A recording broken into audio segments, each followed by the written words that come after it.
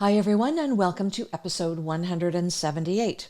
For those of you who have watched this show for a while, you know that I've worked in the fall and injury prevention space for almost 30 years.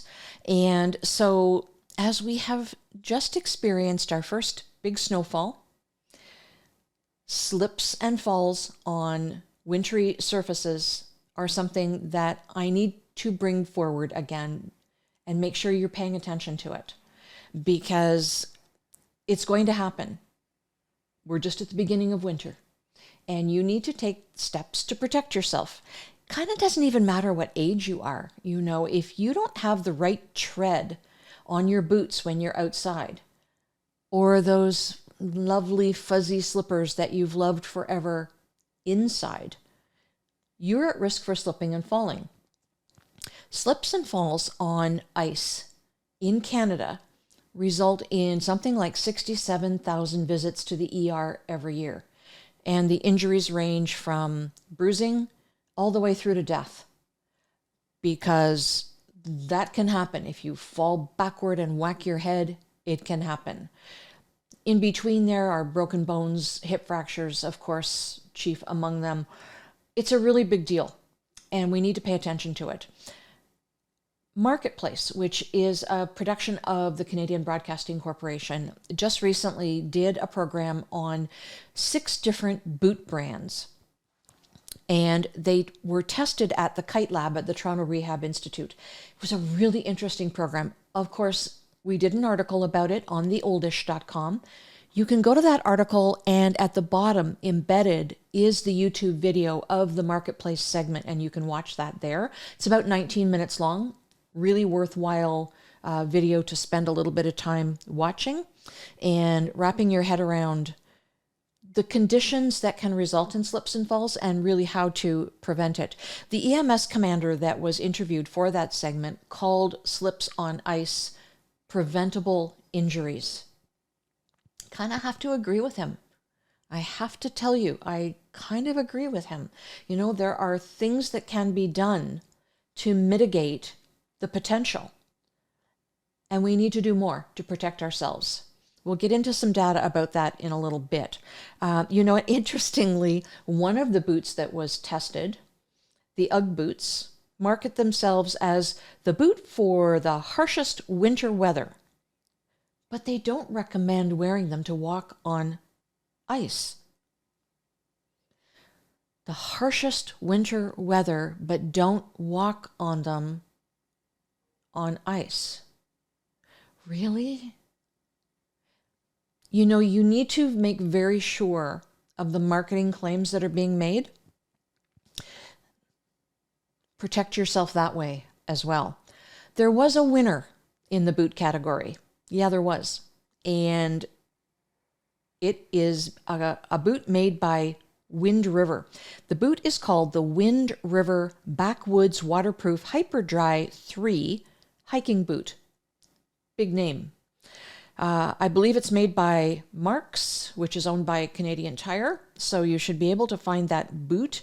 These boots were tested on a 15-degree slope up and a 14-degree slope down. The Toronto Rehab Institute has a really cool lab. It has a place that ice can be simulated, melting ice, hard frozen ice, and everything in between. And the ramp goes up and down on an angle so that they can simulate these slopes and test things to see how well people can walk up a slope with these boots on and down just as well. And they explain what the researchers are looking for. Really, really interesting. Go watch that program. So some of these boots are not winners. I would like you all to go and look in your closet at your boots, your shoes, and your slippers. Turn them over. Look at the tread. If they're shiny and slick, throw them out. They are not going to do you any favors. If they've got some worn tread and you can afford to replace them, please do that.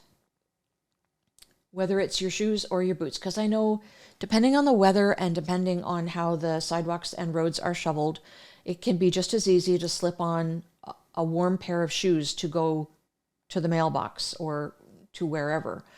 But you need to make sure that the tread will support you, because you don't know where you might encounter a little bit of black ice. Sometimes even on days where the temperature will be above 0 Celsius, first thing in the morning, there can be some ice on stair steps that you don't see. It's very easy to slip on that, and you need that tread. So check on that. And gift giving season is coming, so check that tread and make sure that you've got adequate in your boots as well. And maybe check out these Wind River boots. I think they're really good. Falls are the number one cause of injury-related death and hospitalization and ER visits for older adults in Canada. They can really happen at any age, but the data shows us that older adults are particularly susceptible to this. It costs $5.6 billion. That's billion with a B. And that number is from 2018. So by now in 2021, I'm sure the cost has increased. The statistics around older adults who fall are really bone chilling. 25% of people who get a hip fracture from any occurrence, and remember, hip fractures happen as a result of falls. They can also happen as a result of osteoporosis, where you can be standing in one spot, you can turn your upper body, which fractures the hip, and you fall after that. So falls are not necessarily a result of slipping on something or losing your footing. If you have osteoporosis, if you've been diagnosed with osteoporosis, they can happen in other ways as well. So there are mitigations for that also. However, 25% of people who sustain a hip injury will lose mobility and independence. They will need help with assistive tasks. So I'm thinking of things like walking, bathing, eating, dressing. You will need help. The more bone-chilling statistic is that 20% of people who sustain a hip fracture will die in the first year. Men more than women, but 20%. So, it's ever so important to mitigate all of this stuff. 50% of falls happen in the home, inside your house. Now, those who have been watching know that I also have certifications in home modification, and one of the things that I talk about regularly is fall-proofing your home, picking up those throw rugs, tucking away the cords, making sure your animals are trained to watch out for you, making sure that you've got railings on both sides of stair steps, inside and outside. I mean, there are so many things that you can do to mitigate falls in the home, but 50% of them happen in the home. That's a pretty big number. 60% of falls happen as a result of loss of balance and coordination. 60%. What can you do to mitigate that? Exercise. And do exercises that focus on balance and coordination. Things like Tai Chi, yoga. I hired a trainer some months ago to devise a routine for me and highlight some of the concerns that I had.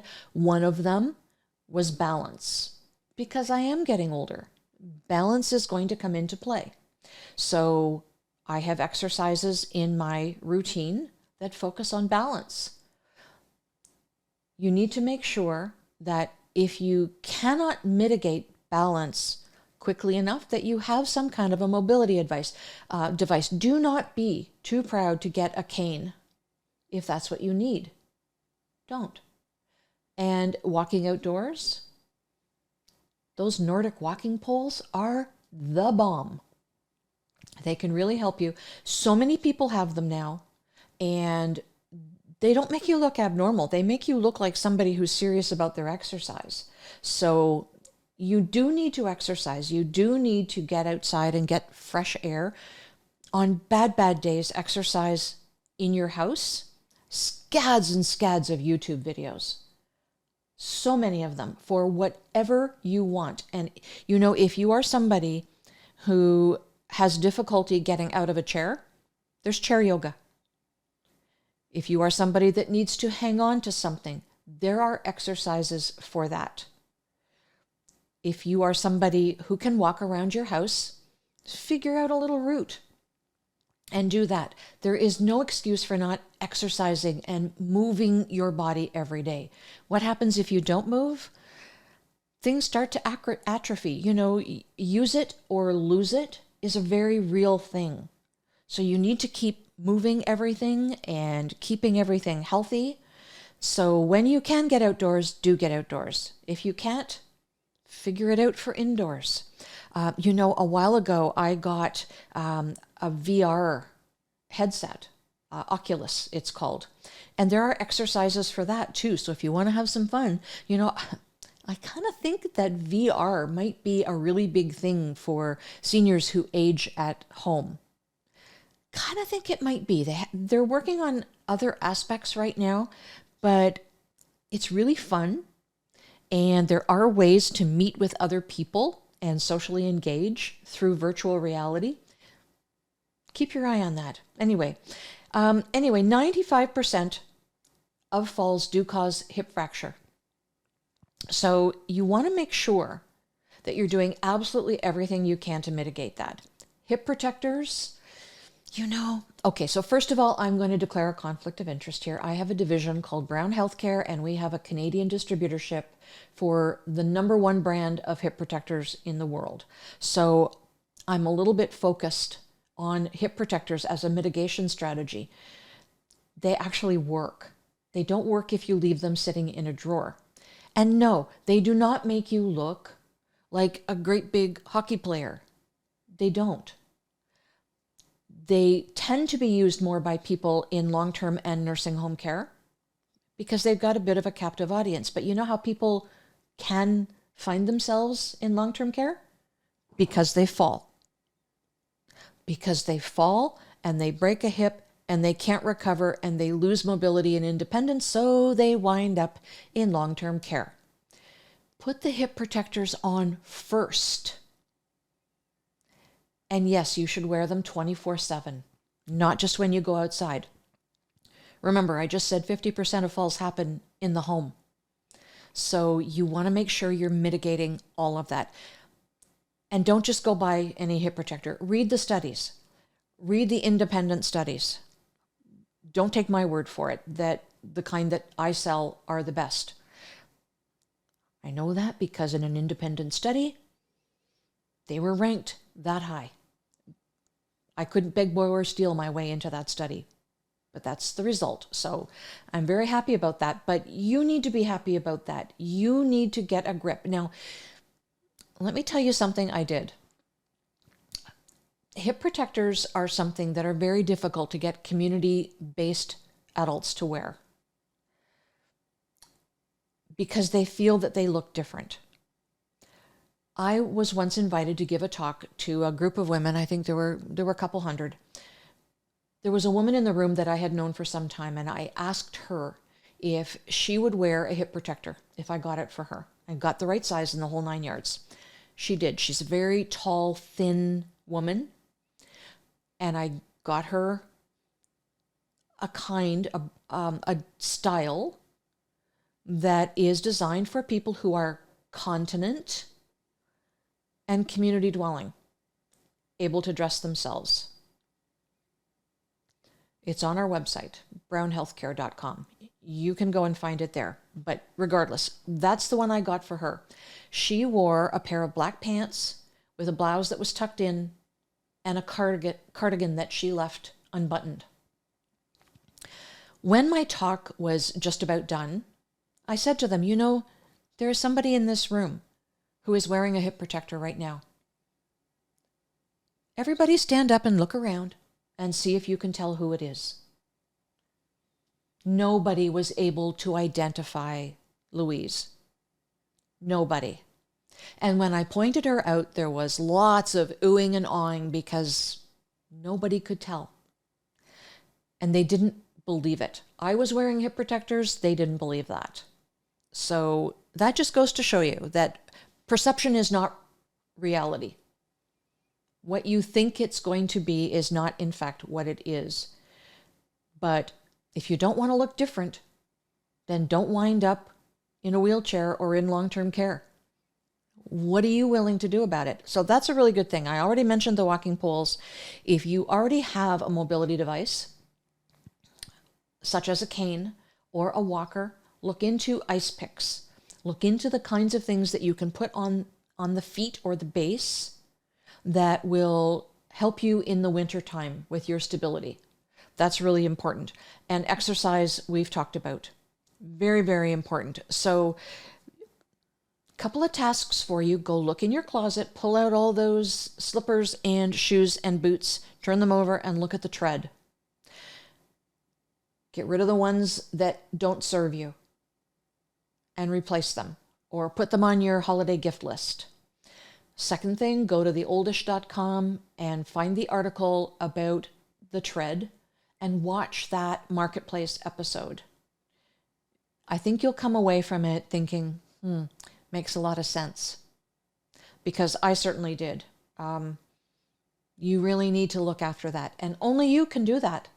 This is all about you and what you're wearing. You're all grown-ups. Nobody can tell you what to wear. So take care of that and do yourself a favor. Until next Wednesday at 12 noon, take care of yourselves and join us again for the next episode. Be well, everybody.